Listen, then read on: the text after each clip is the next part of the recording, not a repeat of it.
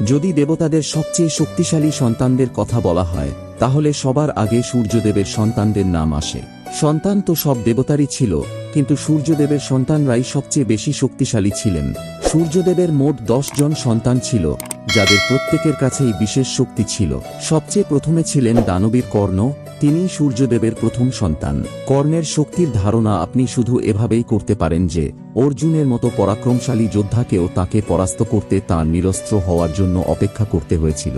সূর্যদেবের দ্বিতীয় সন্তান হলেন শনিদেব। বলা হয় আজ পর্যন্ত তাঁর দৃষ্টির প্রভাব থেকে কেউই রেহাই পায়নি। সূর্যদেবের তৃতীয় সন্তান হলেন যমরাজ। বলা হয় যমরাজ ও তাঁর বোন যমুনা পৃথিবীতে জন্ম নেওয়া প্রথম মানবদের মধ্যে ছিলেন এবং প্রথম মৃত্যুর স্বাদ গ্রহণ করার ফলে যমরাজ মৃত্যুর দেবতা হিসেবে পরিচিত হন। সূর্যদেবের চতুর্থ সন্তান হলেন ভদ্রা।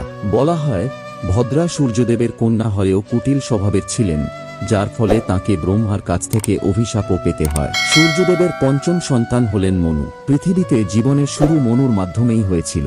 আরও জানতে পার্ট 2 অবশ্যই সাবস্ক্রাইব